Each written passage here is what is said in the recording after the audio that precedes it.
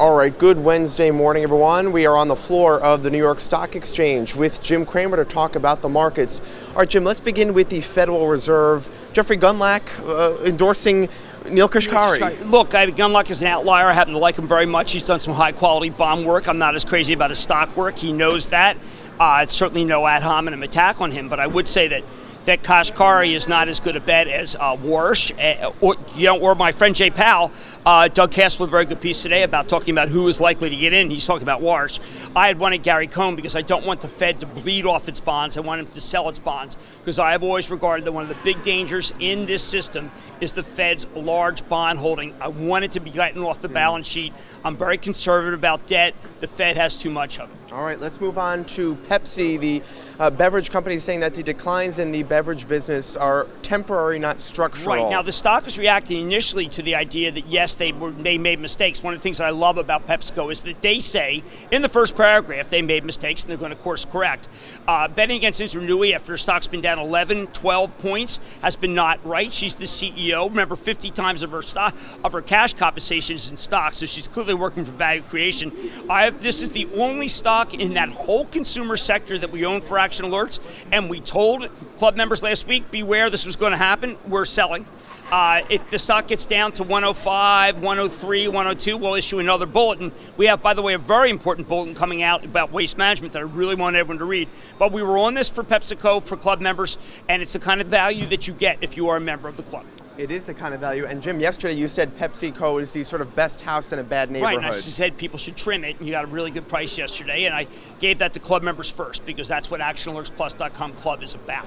It is. All right, Jim, Netflix's price target was raised by UBS. Yeah, this again is a survey about what's going on with Netflix. The original programming is resonating around the world, including particularly Narcos 3. I'm pretty close to Netflix. I believe in a lot of these stories that are coming out. My favorite kinds of companies that have these streams are Amazon, Netflix, and Spotify.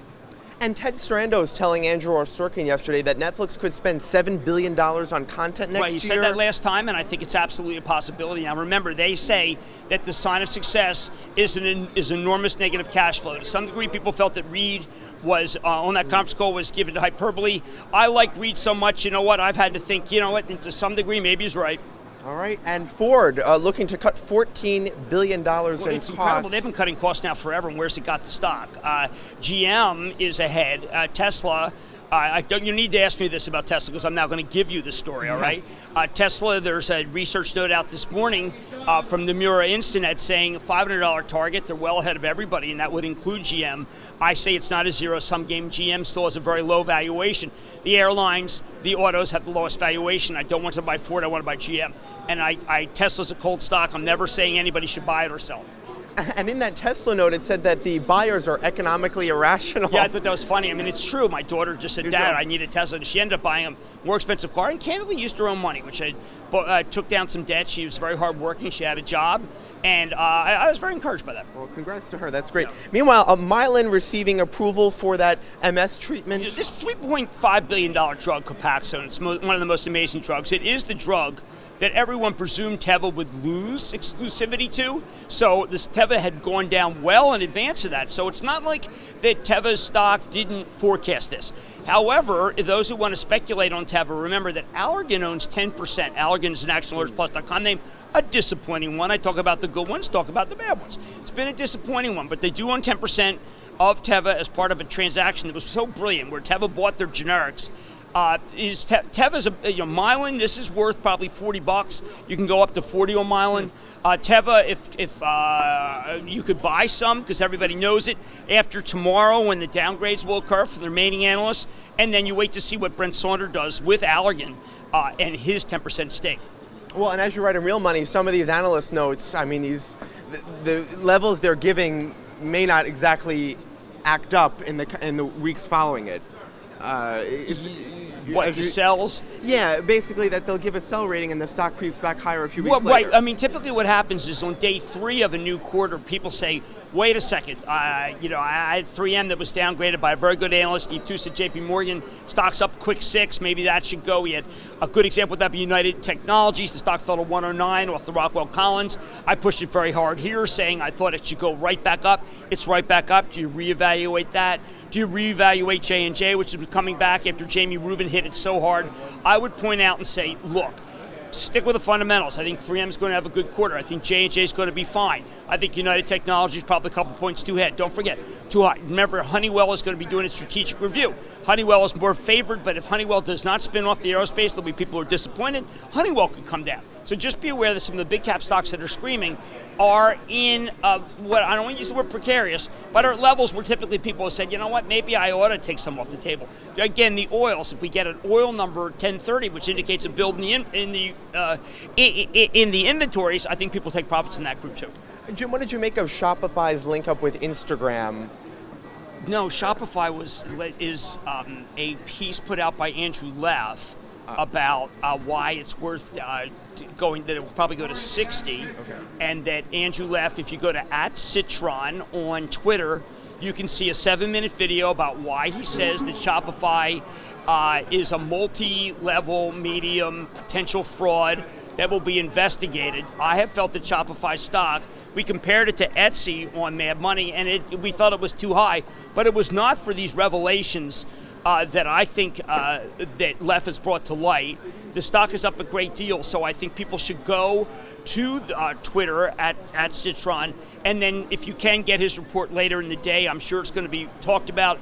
It seems like a very rigorous report. Remember, Leff wrong on Chemtura,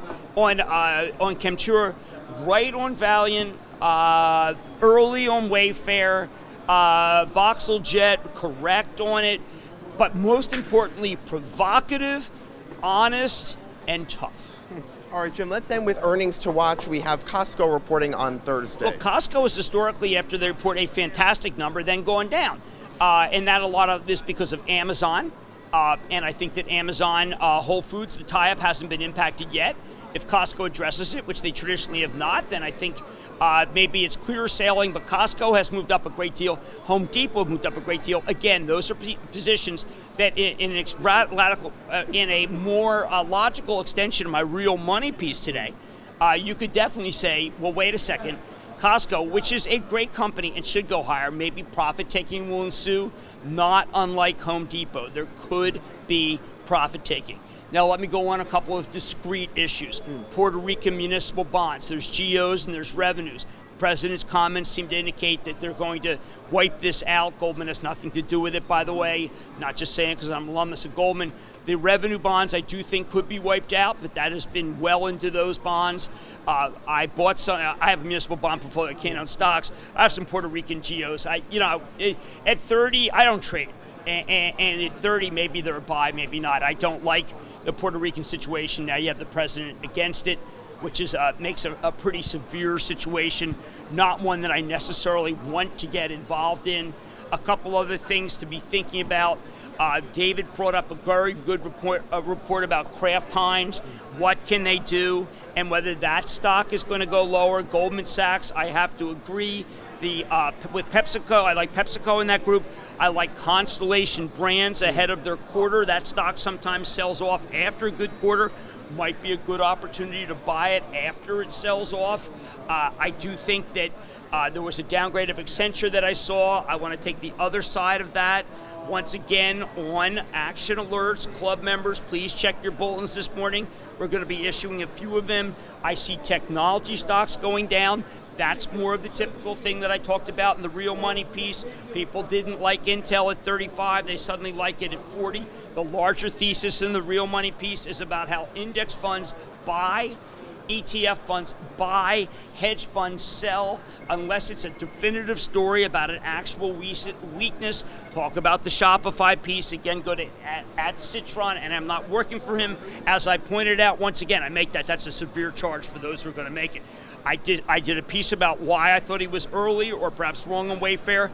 I did not like his Chemours, not Chemtura, I'm sorry. I did not like his Chemours piece because of the spinoff was done at a very good valuation. I did like his Valiant. Everybody can be wrong. But the work on Shopify is, if you click on the links, seems rigorous to me. So everybody can be wrong, I can be wrong, Left can be wrong, but I do always want to point out to you why stocks are moving. Those are important lessons. And Jim, before we end, you have Bill Ackman on tonight. Yes, and Bill, this is about automatic data and what can be done with automatic data and what he says. I might sneak in a question about Herbalife, might speak in a question about Spotify.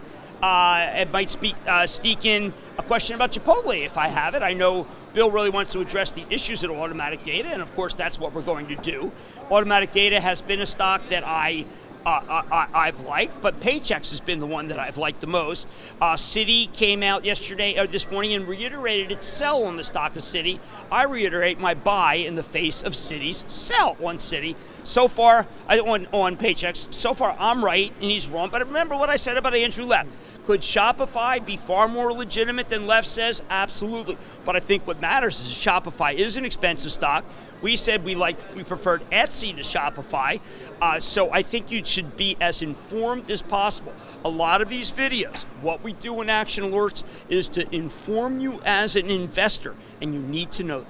All right, it's all good advice. Jim Cramer, we appreciate it. Thank you so much. For more information on the stocks in Jim's portfolio, please head to actionalertsplus.com.